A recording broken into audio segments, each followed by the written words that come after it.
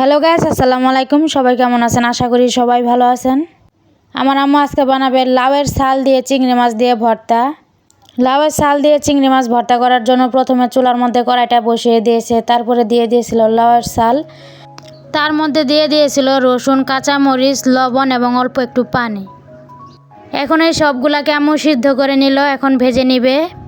যে ভাজার জন্য কড়াইয়ের মধ্যে তেল ঢেলে দিল, তারপরে সিদ্ধ করা লাউয়ের শালগুলো তেলের মধ্যে দিয়ে দিল। এখন এই লাউয়ের শালগুলাকে ভেজে নিবে। লাউয়ের শালের সাথে ভেজে নিবে পেঁয়াজ। এই যে পেঁয়াজ কুচি দিয়ে নিল। পেঁয়াজ কুচিগুলো একটু নাড়াচাড়া করে নিচ্ছে। তারপর দিয়ে দিল 3টা শুকনা মরিচ।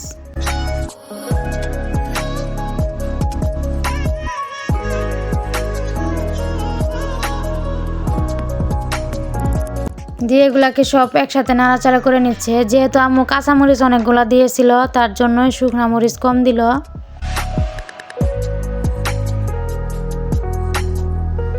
সবগুলা ভালোভাবে নাড়াচাড়া করে ভেজে নিচ্ছে। একটু হলুদের গুঁড়া দিয়ে নিল কালারটা একটু ভালো আসার জন্য। দিয়ে আবার ভালো করে নাড়াচাড়া করে নিচ্ছে।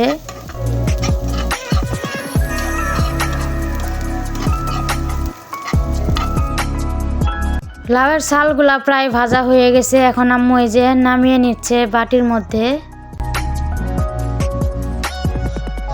নামিয়ে নেওয়া শেষ। এখন কড়াইতে আবার তেল দিয়ে দিল। তারপর দিয়ে দিল যে চিংড়ি মাছগুলা, ছোট ছোট চিংড়ি মাছ। এই চিংড়ি মাছ দিয়ে লাউয়ের শালগুলা ভর্তা করা হবে।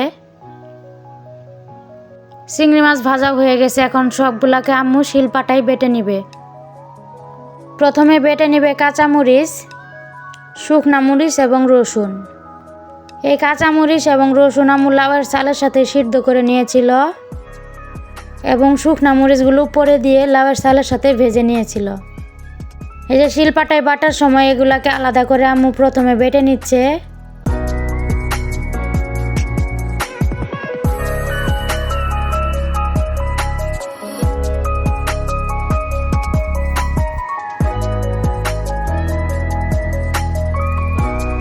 যে এগুলা বাটা প্রায় হয়ে গেছে। তারপর দিয়ে দিল লাউয়ের শালগুলা।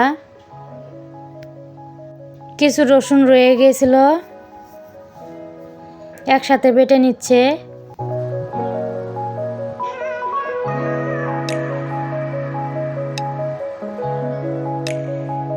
তারপর দিয়ে দিল এই যে চিংড়ি মাছগুলা।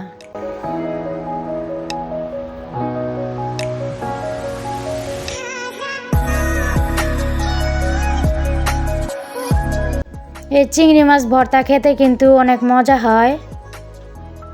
সাথে আরো লাউ ছাল ছিল, লাউয়ের ছাল।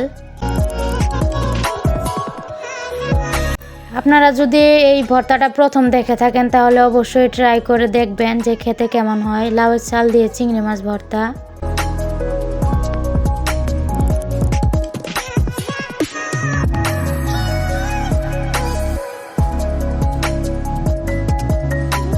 চিংড়ি মাছগুলো ছোট ছোট দেশি চিংড়ি ছিল।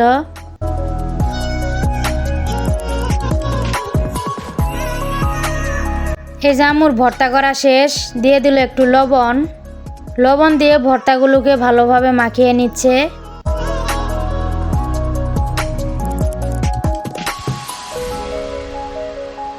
ভর্তা কিন্তু দেখতে মাশাআল্লাহ অনেক সুন্দর হয়েছে। এখনই খেতে মন চাচ্ছে।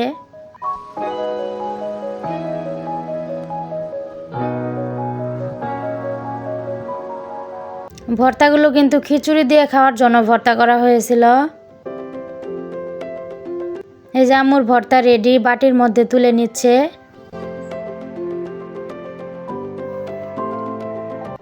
দেখুন মাশাআল্লাহ ভর্তাটা দেখতে অনেক সুন্দর হয়েছে।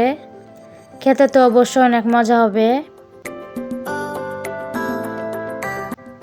মাশাআল্লাহ। এই যে একটু ভর্তা নিয়ে আম্মু শিলপাটার মধ্যে খিচুড়ি খাচ্ছে। আম্মু বলতেছিল এই যে শিলপাটার সাথে লেগে থাকা ভর্তা দিয়ে ভাত খেতে অনেক মজা লাগে। কিন্তু যেহেতু আমাদের আজকে ভাত রান্না হয় নাই, খিচুড়ি রান্না করেছিলাম, তাই খিচুড়ি দিয়েই আম্মু খেয়ে নিচ্ছে। আম্মু বলল মাশাআল্লাহ অনেক মজা হয়েছে। শিলপাটা এভাবে খেলে নাকি ভালোই লাগে, মজা লাগে। আজকের জন্য এখানেই বিদায় নিয়ে নিচ্ছি। সবাই আমাদের ভিডিওগুলা বেশি বেশি দেখবেন, আমাদের ভিডিওগুলাতে লাইক কমেন্ট শেয়ার করবেন। সবাই ভালো থাকবেন এবং আমাদের জন্য দোয়া করবেন। আসসালামু আলাইকুম।